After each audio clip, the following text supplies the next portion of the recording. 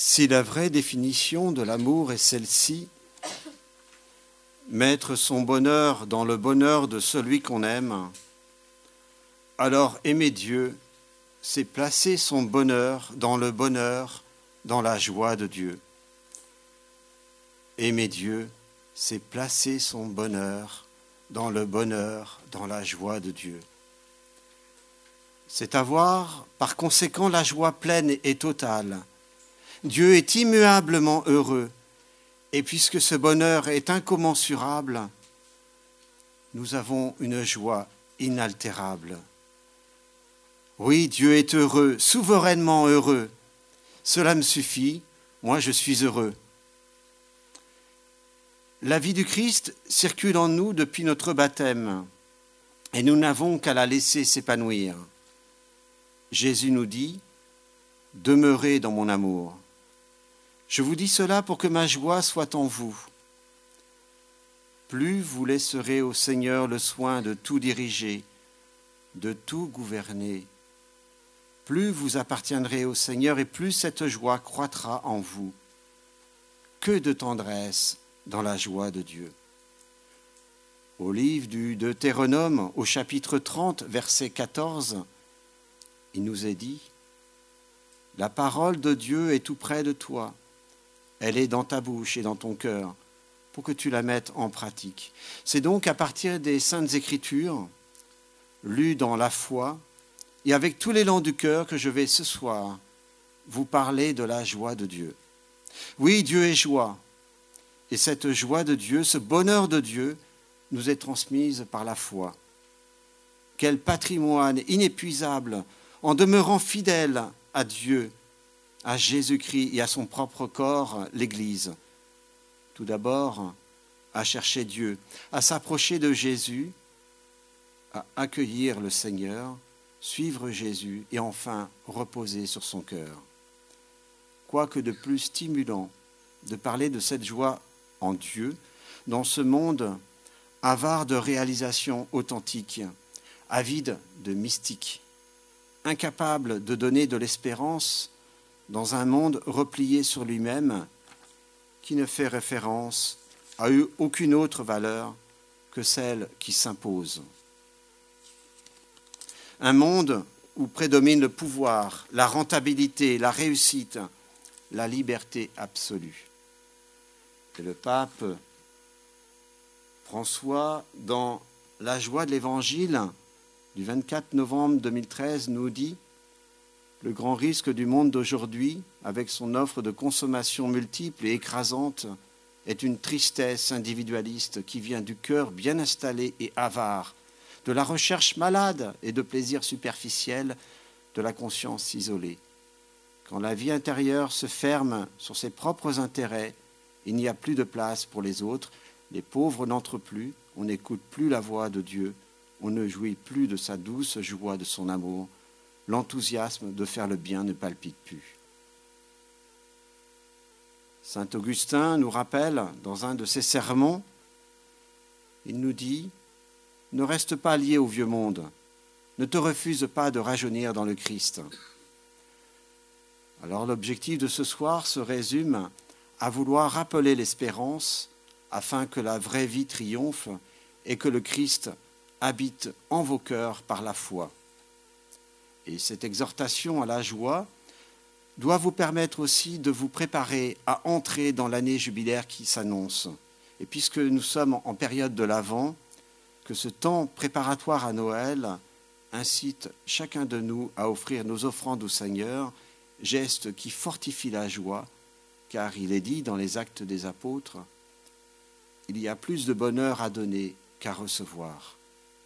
Dieu est heureux et il nous transmet cette joie. Et c'est un devoir pour chacun de nous d'être joyeux dans le Christ. Don de Lattre, Père abbé de Solesmes, disait à ses frères moines en 1902, lors d'une conférence, « C'est une singulière religion que celle où la joie est un précepte, où la consigne est d'être heureux, où l'allégresse est un devoir. » C'est une singulière religion que celle où la joie est un précepte, où la consigne est d'être heureux, où l'allégresse est un devoir. Je vais vous développer dans cette brève intervention 3 parties. La première par l'intitulé « Au commencement était l'amour ». Message essentiel des Saintes Écritures, Dieu donne pour que vous soyez toujours dans la joie. En seconde partie, je poursuivrai mes propos en prenant l'évangile de Saint Jean au chapitre 15. « Demeurez dans mon amour afin que ma joie soit en vous ». Et là, vous avez le texte vers vous. Ce sera le verset de 1 à 11. Et dans cette seconde partie, il y aura un dialogue entre le narrateur et le Seigneur. Je vous laisse découvrir.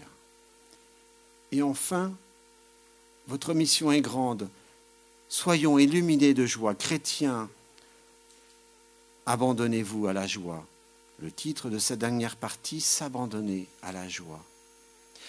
C'est sous le signe de l'Esprit Saint que sera exposé, si incomplet, si insuffisant soit-il le sujet, et comme l'exprime saint Benoît dans le prologue de sa règle, à mesure que l'on avance dans la bonne voie et dans la foi, le cœur se dilate et l'on se met à courir sur la voie des préceptes de Dieu avec une ineffable douceur d'amour.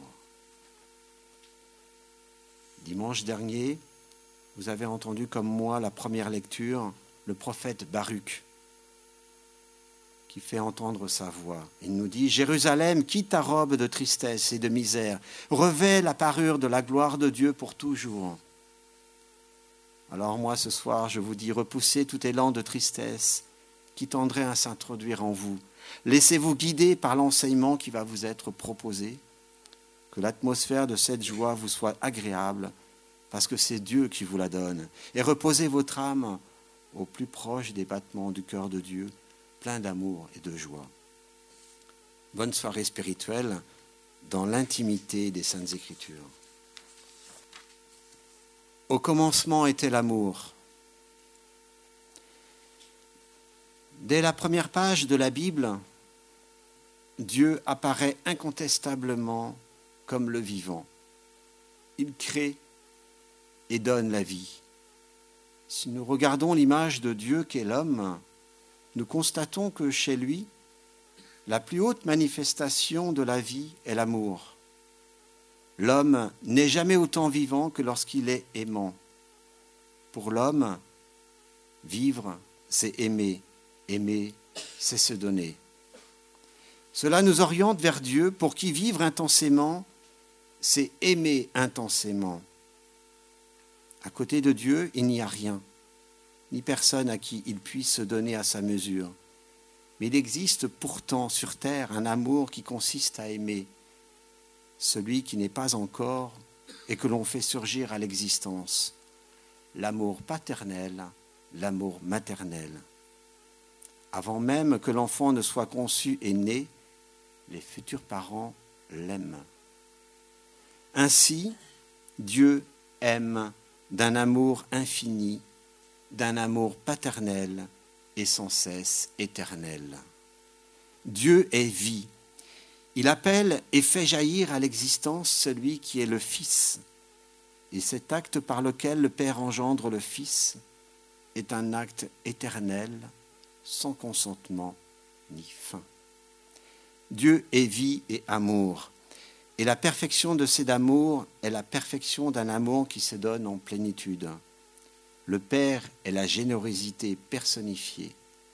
Il est parfait, le Père. Il est beau dans sa paternité.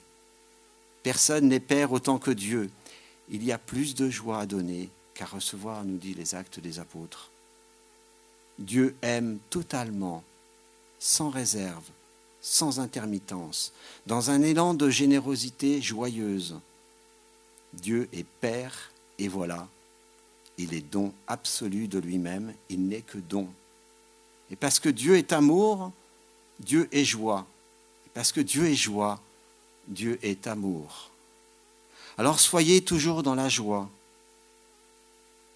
Dieu est joie. Et le message essentiel de la Bible, bien que les Écritures ne mentionnent pas explicitement cette expression, la joie de Dieu y est présente partout.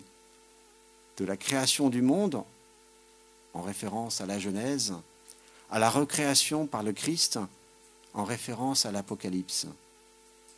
La joie est particulièrement présente dans le contexte de l'alliance entre Dieu et son peuple, qui annonce l'alliance nouvelle et éternelle entre le Christ et l'humanité. Isaïe nous le rappelle au chapitre 62, verset 5. « Comme un jeune homme épouse une vierge, ton bâtisseur t'épousera. Et comme le mari se réjouit de son épouse, ton Dieu se réjouira de toi. » Dieu est joie, parce qu'il est amour. En l'homme comme en Dieu, l'amour authentique est don, accueil et communion. Et pour développer ce mystère de l'amour, nous sommes créés à l'image de ce Dieu Trinité d'amour. Notre vocation est d'incarner ce mystère d'amour qui se vit en nous et auquel nous sommes associés depuis le jour de notre baptême. Nous avons à en témoigner et à le manifester en vivant comme Dieu le don, l'accueil et la communion dans l'esprit, c'est-à-dire en étant sur terre le cœur de Dieu. Quand l'amour se fait don et qu'il est accueilli, la joie en jaillit comme la flamme dans les bûches. Fruit du don inséparable de l'amour, la joie de Dieu atteint toute sa plénitude dans la communion de l'Esprit Saint qui est la joie de Dieu, parce qu'en lui, l'amour divin est don accueilli et don échangé. Dieu est amour, Dieu est don, Dieu est joie. 3 façons d'affirmer que Dieu est vie débordante et joyeuse. Alors on retrouve ces expressions dans les Saintes Écritures, l'expression de la joie. D'abord dans Isaïe au chapitre 35. « Ceux qu'a libérés reviendront, ils arriveront à Sion criant de joie, portant avec eux une joie éternelle. La joie et l'allégresse les accompagneront, la douleur et les plaintes cesseront. » Les psaumes contiennent des prières de joie en même temps que de louanges, d'actions de grâce, et il faut le dire, de cris de détresse. Peut-être justement parce qu'il n'y a pas loin de la détresse à la joie qui se rencontrent et se rejoignent dans les profondeurs de l'âme. Les mêmes mots reviennent sans cesse dans les psaumes. J'exulte, je me réjouis, je te bénis, je t'aime, chantez, acclamez Dieu, crions de joie. Alors, quelques exemples de psaumes. Par exemple, le psaume 9. « Je te rends grâce, Seigneur, de tout mon cœur. J'énonce toutes tes merveilles. J'exulte et je me réjouis en toi. Je joue pour ton nom très haut. » Le psaume magnifique, le psaume 149. « Alléluia, chantez au Seigneur un chant nouveau, sa louange dans l'assemblée des siens. Joie pour Israël en son auteur, pour les fils de Sion, allégresse en leur roi. Louange à son nom par la danse, pour lui, jeu de harpe et de tambour. » Et l'autre, le psaume 150, « Louez Dieu en son sanctuaire, louez-le au firmament de sa puissance, louez-le en ses hauts faits, louez-le en toute sa grandeur. » Et quand ce psaume est chanté en latin dans les abbayes, surtout le matin et le dimanche, il y a un rythme de balancement, balancement du cœur, balancement de l'âme. Nous retrouvons aussi la joie de Dieu pour son peuple dans le psaume 4. « Seigneur, tu as mis en mon cœur plus de joie qu'au jour où leur froment, leur vin nouveau déborde. » Dans le psaume 90, « Rassasie-nous de ton amour au matin, nous serons dans la joie et le chant tous les jours. » La joie éclate aussi dans le Nouveau Testament, en particulier dans l'évangile de Saint Luc, que l'on appelle l'évangile de la joie. Joie de Marie et du Magnificat, joie de Noël, joie de béatitude, joie de la foule, joie de Zachée, joie des disciples, joie de la résurrection, joie de l'ascension. On retrouve aussi la joie dans les exhortations de Paul, dans la seconde épître aux Corinthiens. Paul écrit que lui et les apôtres ne sont pas des maîtres de la foi, mais des serviteurs de votre joie. La tâche de pasteur et de pêcheur d'hommes, cher à Benoît XVI, est un service rendu à la joie de Dieu qui veut faire entrer son entrée dans le monde, et comment être un apôtre de la joie sans être soi-même rempli. Nous avons dans l'Épître aux Romains, au chapitre 15, la joie dans l'Esprit Saint. Que Dieu de l'espérance vous donne en plénitude, dans votre acte de foi, la joie et la paix, afin que l'espérance surabonde en vous par la vertu de l'Esprit Saint. Les fruits de l'Esprit Saint.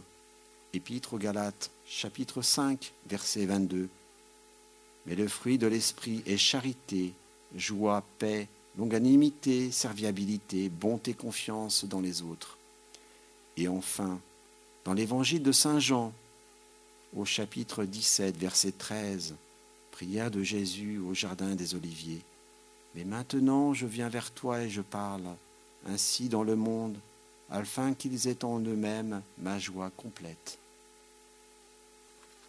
Les Saintes Écritures nous laissent entrevoir que la joie de Dieu est étroitement liée à sa miséricorde, c'est-à-dire à sa volonté de susciter la vie et de faire vivre l'homme parce qu'il l'aime. Et je prends pour exemple les paraboles de la miséricorde en Luc au chapitre 15, au verset 1 à 32. Avec ces trois paraboles de la brebis perdue, de la drachme égarée et du fils prodigue. Voilà comment Dieu agit. Pour arriver à son but, Jésus emploie la méthode des cas concrets, des situations humaines tirées de la réalité concrète. Alors je les ai traduites à la pensée humaine. Le vrai berger ne lâchera jamais ses 99 brebis dans le désert, car à son retour, il aura peut-être trouvé sa brebis perdue, mais les 99 autres auront disparu. Deuxième cas, la femme pauvre ne peut se permettre d'inviter ses amis pour faire la fête, parce qu'un simple goûter lui en coûterait pas seulement une drachme, mais engloutirait les 10 autres. Et enfin, le père ne donne pas à son Benjamin sa part d'héritage qui lui revient, et de surcroît sur la forme d'un usufruit immédiat. Il n'est pas possible ici d'expliquer chacune des trois paraboles, même s'il est clair qu'on ne peut ni les séparer, ni les étudier l'une sans l'autre. Elles sont trois et se tiennent étroitement par la main et sont racontées d'un seul trait. Un berger avait 100 brebis, une femme avait 10 drachmes, un père avait 2 fils. En réalité, ce n'est pas de l'homme que ces paraboles traitent principalement, mais plus spécialement de Dieu, et précisément de la joie de Dieu. Ce texte est théologique. Ces paraboles contiennent une révélation sur Dieu, une révélation fulgurante, une révélation biblique, à savoir que Dieu se réjouit à faire miséricorde. Donc au cœur de ces paraboles, la joie de Dieu s'exprime et revient au moins 3 fois dans de très courtes paroles. Une fois retrouvés, les bergers disent, tout joyeux, ils rentrent chez lui. Ils disent à ses amis, réjouissez-vous avec moi. Il y a plus de joie devant les anges de Dieu. Dans la parabole de l'enfant prodigue, la joie du père déborde et se transforme en fête.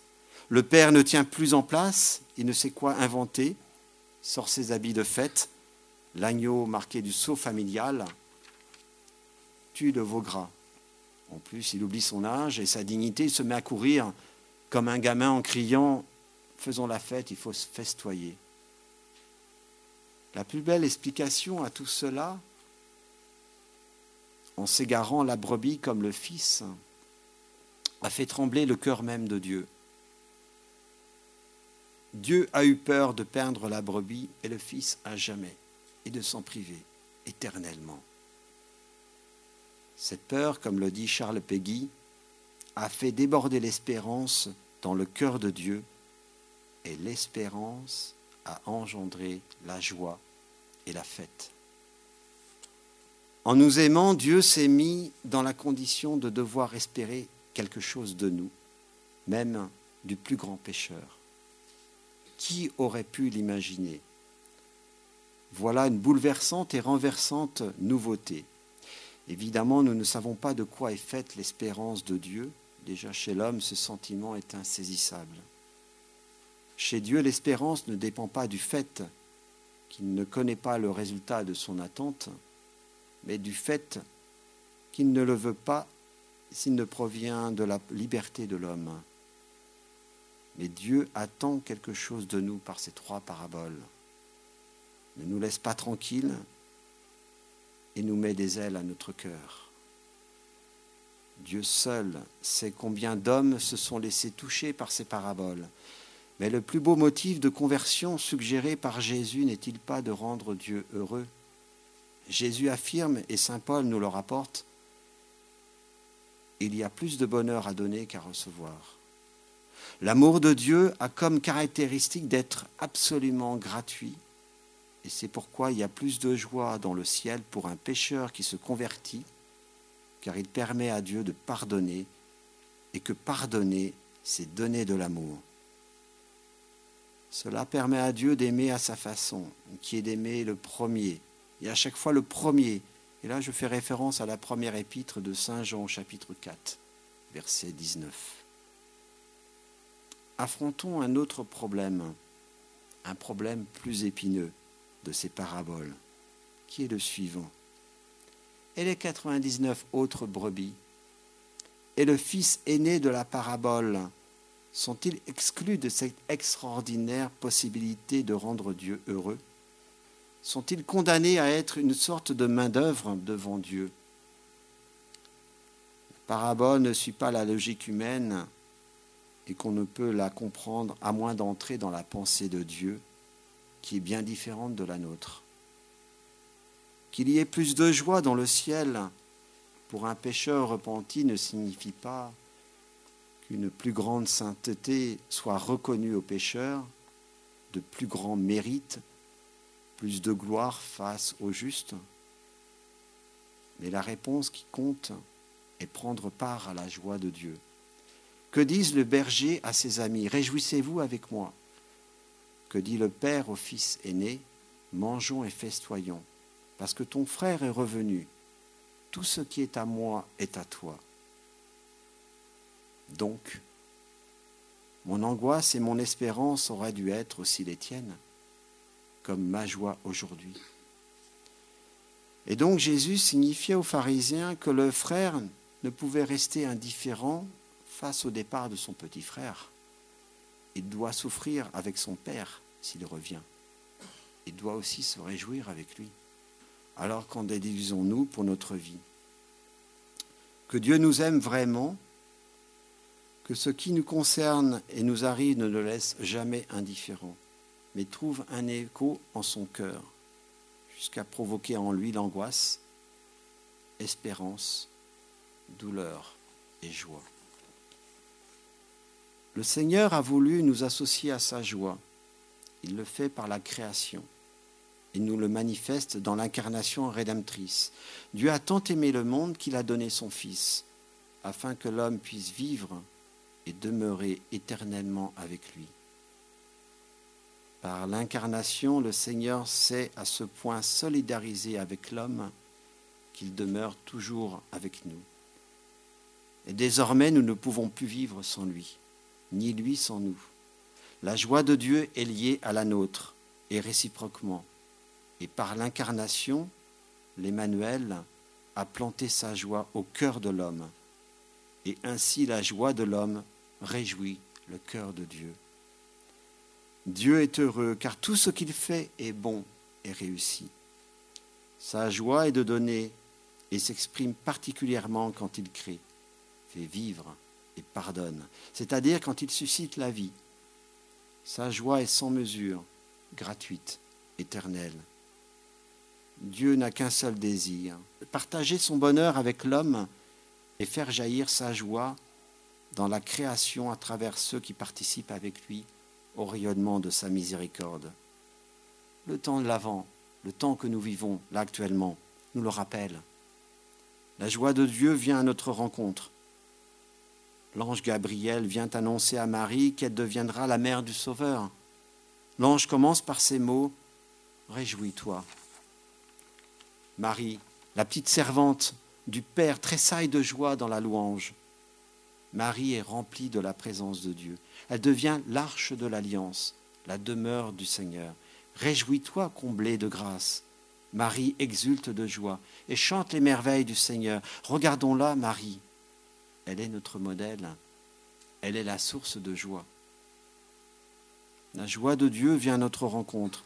À la naissance de l'enfant Jésus, l'ange du Seigneur dit au berger, « Voici que je vous annonce une grande joie, qui sera celle pour tout le peuple. Aujourd'hui, vous est né un sauveur, qui est le Christ Seigneur. » Et quand les mages vont à la rencontre du nouveau-né, il est dit dans les Écritures, quand ils virent l'étoile, ils éprouvèrent une grande joie. Alors le motif de cette joie est la proximité de Dieu qui se fait l'un de nous. La joie de Dieu vient à notre rencontre en la personne de son Fils bien-aimé, et l'Emmanuel est notre joie. À ceux qui l'accueillent et qui l'aiment, à ceux qui le lui demandent, Jésus fait don de son esprit. Parce que Dieu est amour, le premier fruit de l'esprit est l'amour. Il est l'esprit d'amour, Jésus est la joie du Père en lui. Demandez et vous recevrez, si bien que votre joie soit parfaite. Joie au cœur de Dieu, l'esprit est source de la joie qui nous comble et de la joie que nous rayonnons. Personne ne peut enlever la joie de connaître le Christ ressuscité, et votre joie nulle ne vous l'enlèvera, nous dit Jean au chapitre 16. Au commencement était l'amour, demeurez dans mon amour. Seconde partie. Je vous laisse prendre la feuille que je vous ai donnée. Laissons-nous ce soir nous guider par le Seigneur. Laissons agir en nous l'Esprit au plus intime de notre âme pour que cette joie divine puisse jaillir et croître en nous. Faisons nôtre des Saintes Écritures et notamment de l'Évangile de Saint Jean, chapitre 15, versets 1 à 11. Je vais vous le lire. « Je suis la vraie vigne et mon Père est le vigneron. Tout sarment qui en moi ne porte pas de fruits, il le retranche. Et tout sarment qui porte de fruits, il l'émonde afin qu'il en porte davantage. Déjà vous êtes purs à cause de la parole que je vous ai annoncée. Demeurez en moi et moi en vous, comme le sarment ne peut lui-même porter de fruits s'il ne demeure uni à la vigne. Ainsi vous ne le pouvez non plus si vous ne demeurez en moi. Je suis la vigne et vous êtes les sarments. Celui qui demeure en moi et en qui je demeure porte beaucoup de fruits, car séparé de moi, vous ne pouvez rien faire.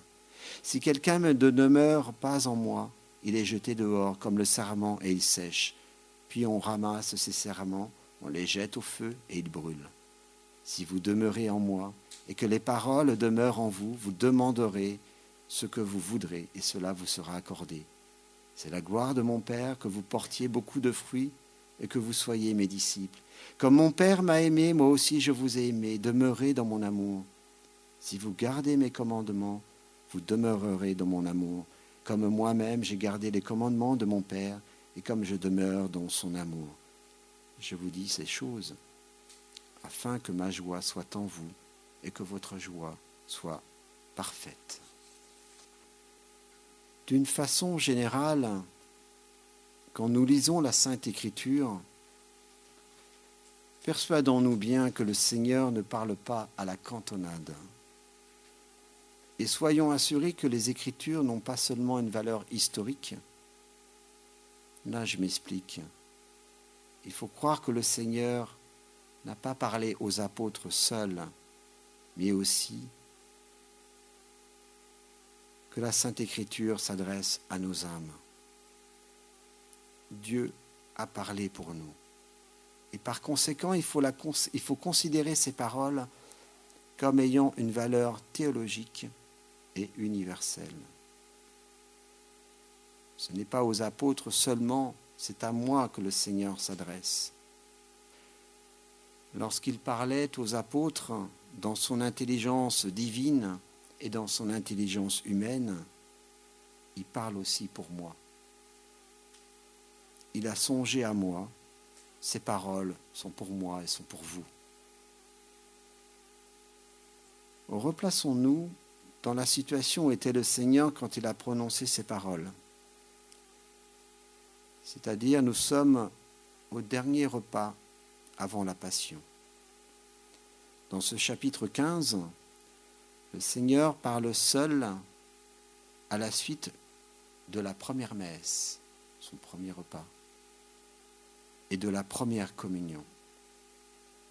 Il faut nous mettre dans cette situation pour comprendre toute la valeur des paroles du Seigneur. Nous sommes dans une union la plus intime.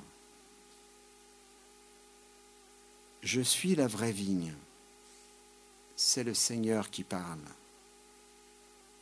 Celui qui le dit, je suis, c'est la vérité. Il faut prendre au pied de la lettre tout ce qu'il nous dit. Celui qui parle, c'est la beauté. Celui qui parle, c'est la pureté. Celui qui parle, c'est la tendresse. Notre Seigneur nous recommande de marcher avec lui, de donner à notre vie une teinte de calme, de dignité et d'amour. Nous avons aussi la preuve dans le psaume 33, où l'on nous recommande de vivre en cherchant Dieu afin de recevoir de lui toute lumière. Approchez de lui et vous serez illuminés. Je suis la vraie vigne. Parce que la vigne est humble, parce qu'elle n'a pas d'apparence. Il y a des chênes splendides, des arbres gigantesques. La vigne est une plante chétive, humble, qui s'élève peu, qui semble avoir besoin, si peu qu'elle s'élève, d'un tuteur, d'un appui. Quelle humilité à notre Seigneur. La vigne donne un fruit exquis, un fruit qui réjouit le cœur de l'homme. Nous sommes donc avertis par la parole de notre Seigneur qu'il y a une vigne et qu'il est lui-même cette vigne, que son Père en est le maître, le possesseur et le vigneron, et qu'il exerce une surveillance attentive à toutes les branches. Les branches vraies et fécondes, il les purifie, afin qu'elles portent du fruit. Les branches menteuses, stériles, il les tranche et les met au feu. Et comme je vous disais au début, le Seigneur ne parle pas à la cantonade. Je crois que nous voyons bien maintenant quelle est la doctrine du Seigneur et nous donne l'indication nécessaire. Le Seigneur nous fait des recommandations, de sérieuses recommandations, si nous ne demeurons pas attachés à lui. Le bienfait de Dieu, c'est qu'il y a union entre lui et nous, entre la vigne et les branches. La vigne et les branches, cela ne fait qu'un seul. Il y a union entre notre Seigneur et nous. C'est une même vie, une même entité. Une vie qui anime la vigne et les branches. C'est une sève vivante, une vie qui anime la vigne et qui circule en nous de la vigne aux branches. Et donc, il y a une unité de vie entre notre Seigneur et nous. Après la Sainte Communion, c'est le Christ qui vit en moi. L'adhésion à notre âme, à notre Seigneur, ne fait que produire ce fruit particulier d'une ineffable douceur d'amour, qui nous fait courir avec joie sur la voie des préceptes de Dieu. Qui nous fait courir avec joie? Est-ce que ce n'est pas par cette situation, par ce demeurer avec Dieu, par cette adhésion de pensée, de volonté, de tendresse avec Dieu? Dans les premières versions, il a été question de ce fruit que nous devons porter. Et maintenant, allons voir en quoi consiste ce fruit divin. Le Seigneur nous demande que nous portions du fruit. Mais quel fruit? C'est ici que je vous invite à me prêter toute votre attention, encore que votre attention ait été soutenue depuis le commencement. Parce que c'est une lumière pour la direction de notre vie. Nous aurions pu croire que porter du fruit, il fallait accomplir nécessairement des œuvres, conquérir du pays, gagner des âmes à Dieu. Je ne conteste pas que la gloire de Dieu soit impliquée dans les œuvres. Mais il est à remarquer que notre Seigneur parle à des apôtres, à des gens qui ont pour mission d'annoncer la bonne nouvelle au monde et à leur entourage. Or, ce fruit qu'il attend des apôtres et par conséquent de nous, en quoi consiste ce fruit? Que vous deveniez mes disciples, c'est-à-dire que votre volonté adhère de plus en plus à la mienne, votre tendresse à ma beauté, que votre oreille soit de plus en plus attentive à mon enseignement. Que vous deveniez mes disciples, il s'agit d'être missionnaire pour les autres, d'être disciple de la bonne nouvelle, d'être dans la disposition d'un cœur à faire du bien autour de soi. Et le Seigneur de préciser qu'il ne s'agit pas de lui gagner des disciples, non, il s'agit de vous gagner vous-même. Voilà quel est votre fruit. Vous gagnez par la souplesse à l'enseignement et à sa conduite. Après la Sainte Communion, à ce moment-là, il ne s'agit pas de dire, il s'agit d'écouter. Entendez à l'oreille de votre cœur ce que le Seigneur vous dit. Comme mon Père m'a aimé, ainsi je vous aime. Demeurez dans mon amour. Demeurez dans mon amour, Seigneur. Le Seigneur se répète par obstination. Demeurez dans ma tendresse à moi, et le Seigneur de conjuguer le verbe demeurer par insistance. Il y revient encore, il insiste. Mais vous y tenez donc, Seigneur? Et le Seigneur de nous répondre, demeurez, pour ainsi dire, nous faire réfléchir, nous questionner sur est-ce qu'il y a du plaisir ailleurs? Est-ce qu'il y a un bien que vous n'ayez pas auprès de moi? Qu'allez-vous donc chercher ailleurs? Il n'y a que moi qui suis intéressant. Demeurez dans ma tendresse à moi, comme si la tendresse du Père était un réseau enveloppant. Est-ce qu'on n'est pas bien près de Dieu? Est-ce qu'on n'est pas bien avec Dieu, enserré avec Dieu, dans cette tendresse de Dieu, dans ce bonheur divin, dans cette joie infinie? Demeurez dans mon amour. Il faut garder le souvenir de toutes les paroles, comme la parole du Seigneur s'adressant à chacune de vos âmes. Demeurez dans mon amour, parce qu'il n'y a pas de vrai plaisir ailleurs, pas de dignité, pas de repos, pas de vraie tendresse en dehors du cœur de Dieu. C'est le Seigneur qui le dit, c'est pas moi. Mais Seigneur, je ne demande pas mieux. Comment s'y prendre? Et le Seigneur de me répondre à travers l'évangile de Jean au verset 10. Si vous gardez mes commandements, vous demeurerez dans mon amour, comme moi-même. J'ai gardé les commandements de mon Père, et comme je demeure dans son amour. Et le Seigneur de continuer, je vous ai dit ces choses, afin que ma joie soit en vous, comme votre joie soit parfaite. Cette joie à l'heure où le Seigneur nous parle, cette joie a un certain caractère, parce que dans quelques heures, ce sera la passion, le calvaire. Et pourtant, il y a de la joie au cœur du Seigneur. Il dit « ma joie ». Le Seigneur tient à ce que nous sachions qu'il y a dans son cœur de la joie, une joie profonde malgré le calvaire tout proche. Quel exemple que nous donne le Seigneur, lui qu'il sait qu'il va mourir, sa joie reste en lui. Ceci est un avertissement. Malgré que nous puissions avoir dans notre vie d'autres dispositions que celles qui étaient au cœur même du Seigneur, je crois que c'est un devoir pour chacun de nous d'être joyeux.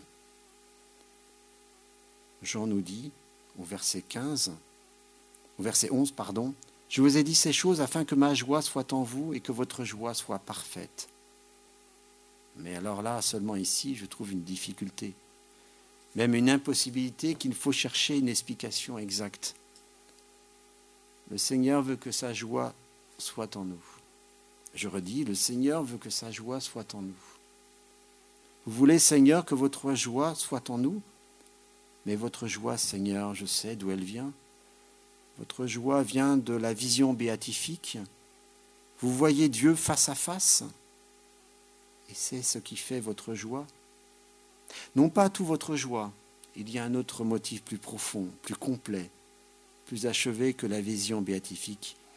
Vous jouissez de l'union hypostatique. C'est-à-dire que vous voyez, Seigneur, Fils de Dieu, Fils de la Vierge Marie, vous êtes Dieu.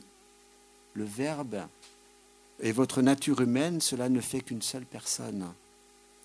Votre nature humaine appartient au Verbe autant et au même titre que votre nature divine. Voilà, Seigneur, je reconnais les motifs de votre joie.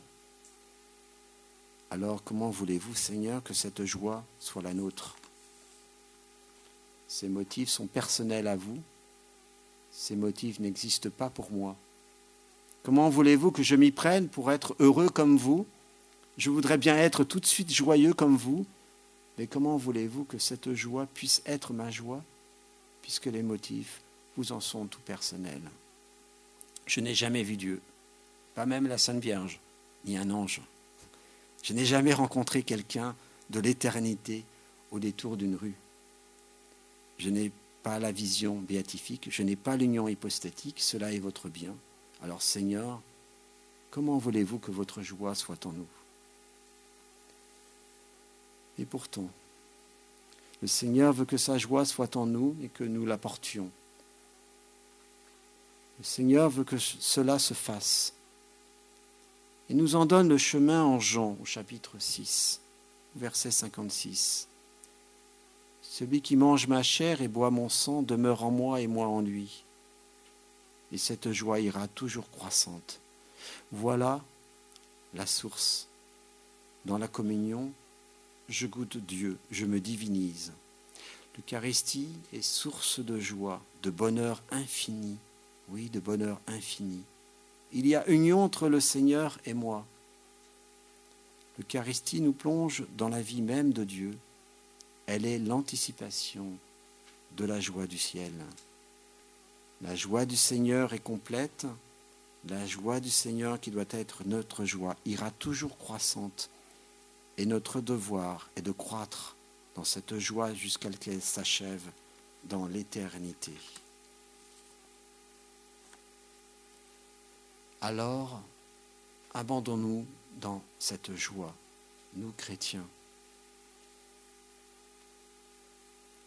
La joie est l'atmosphère propre de la vie chrétienne. Chesterton, qui est un écrivain, philosophe, qui a fait l'apologie du christianisme au début du siècle dernier, parle de gigantesque secret du chrétien. Elle est au cœur de la vocation du chrétien en tant qu'enfant de Dieu. Elle s'enracine dans la relation avec Dieu. Et Valentine Zender, qui est aussi britannique et écrivaine, illustre ainsi: quand le Saint-Esprit descend et remplit l'âme de la plénitude de sa présence, nous faisons alors l'expérience de cette joie que le Christ a décrite. Le chrétien a reçu la joie, comme il a reçu tout le reste. La joie est donc à la fois un don et une responsabilité.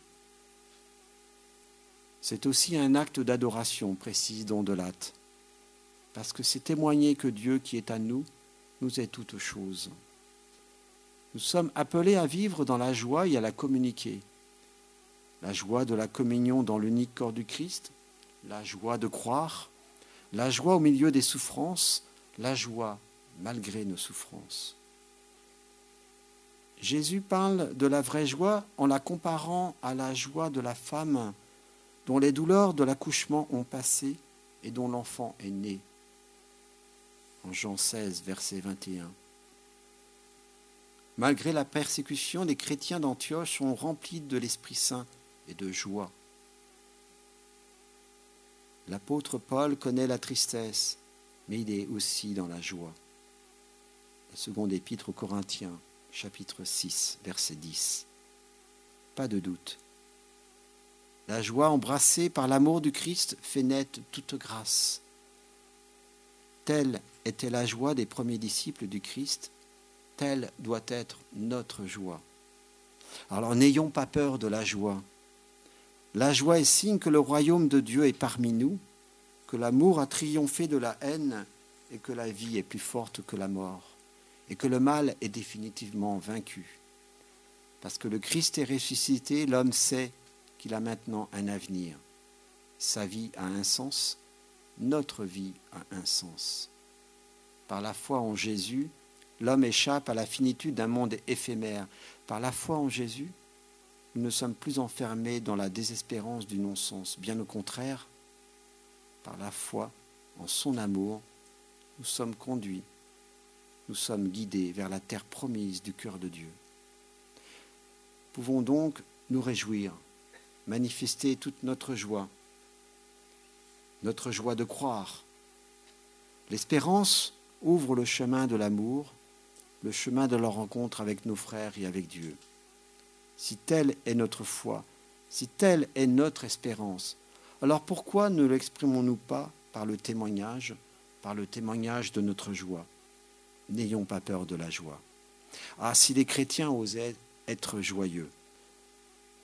Pape Benoît XVI nous faisait remarquer lors d'un entretien à la Radio Vaticane en août 2005, il nous dit qu'il est beau d'être chrétien et ajoute « La joie est en définitive l'élément essentiel du christianisme. Elle est au cœur du message chrétien que l'Église a pour vocation d'apporter au monde. C'est le christianisme qui donne la joie et fait grandir. » Expression chère à la seconde épître aux Corinthiens. Saint Paul écrit que lui et les apôtres ne sont pas des maîtres de la foi, mais des serviteurs de votre joie. Ah, si les chrétiens osaient être joyeux, que d'hommes trouveraient la lumière et le chemin qu'ils cherchent, et combien plus facile serait pour eux la découverte de l'amour qui les aime. Quelle responsabilité pour nous, quelle est notre responsabilité? Dieu est vie et amour. Il ne peut y avoir de la tristesse en lui. Alors pourquoi y en aurait-il en nous qui croyons en lui? Nous n'honorons ni Dieu, ni l'homme, en donnant le témoignage d'une vie chrétienne dépouillée de la joie, sous prétexte qu'il y a un maître et que la vie est trop sérieuse pour rire et nous réjouir. Quelle image de Dieu transmettons-nous quand nous parlons de lui avec un visage dur, un visage sévère, triste ou compassé?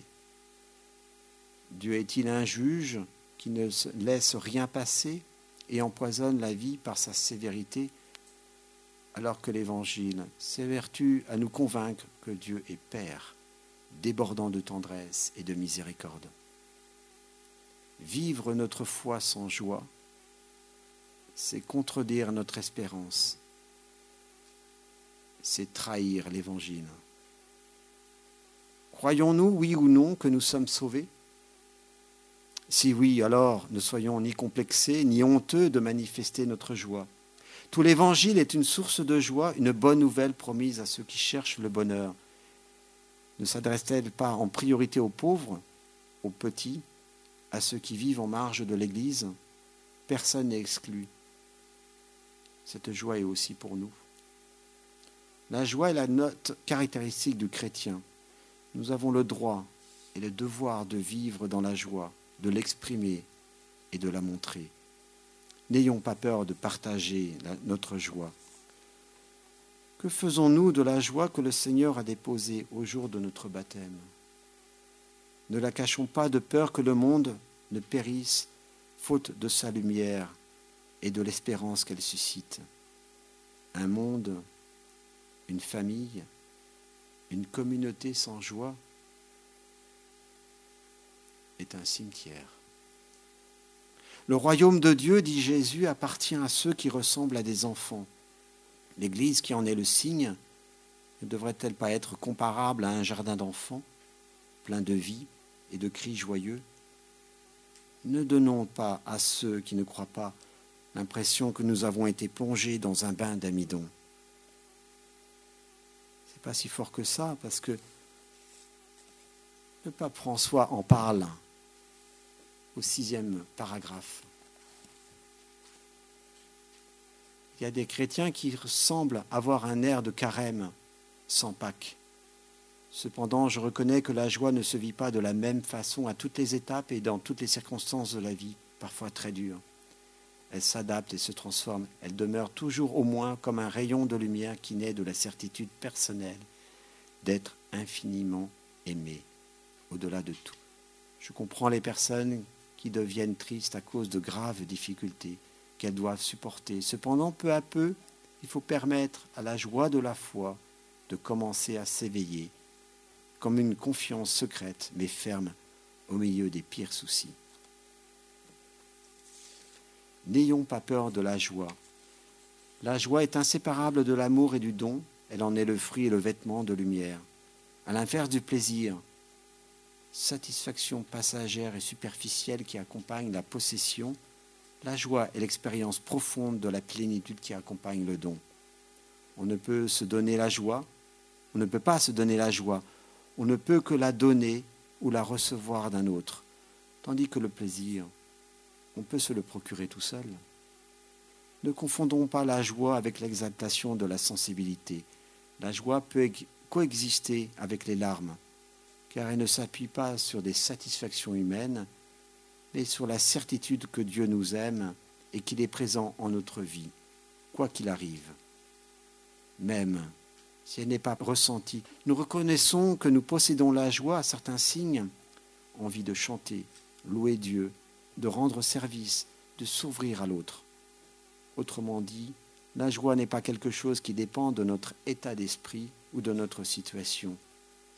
Elle se situe à un niveau bien plus profond que l'impression d'être heureux ou malheureux, de la consolation ou de la désolation, le plaisir ou la souffrance. La joie n'est pas quelque chose que nous ressentons, mais quelque chose que nous faisons. En nous appelant à vivre l'Évangile, Dieu nous appelle à la joie, car il est lui-même notre joie. C'est la raison pour laquelle il est possible de se réjouir toujours dans le Seigneur. Voulez-vous rendre à Dieu le plus délicat hommage? Ayez une joie résolue au milieu de tout. Repoussez tout élément de tristesse qui tiendrait à s'introduire en vous. Réjouissez-vous non pas parce que les choses sont agréables, mais c'est parce que c'est Dieu qui les donne. Et quand la joie nous habite, elle s'épanouit en sourire et donne visage à notre joie. Le sourire en est l'icône. Dieu nous le donne pour les autres. Le sourire fait vivre ceux qui le reçoivent et fait grandir ceux qui le donnent. Alors les visages mornes et indifférents s'ouvriront aux autres et leur tristesse se changera en joie. Exprimons notre joie par la louange et l'adoration. Exprimons cette joie dans l'amour et le service des autres. Exprimons la joie par le don à Dieu et aux autres d'un cœur joyeux. Voilà. Je vous laisse sur ces paroles. Soyez persuadés que le Seigneur ne trompe pas, que la vraie joie est là, que la vraie simplicité, la vraie dignité est là, que notre devoir est de croître dans cette joie jusqu'à ce qu'elle s'achève dans l'éternité. Que le Seigneur vous bénisse et vous garde, qu'il fasse resplendir sur votre visage son amour et qu'il vous comble de joie. Amen.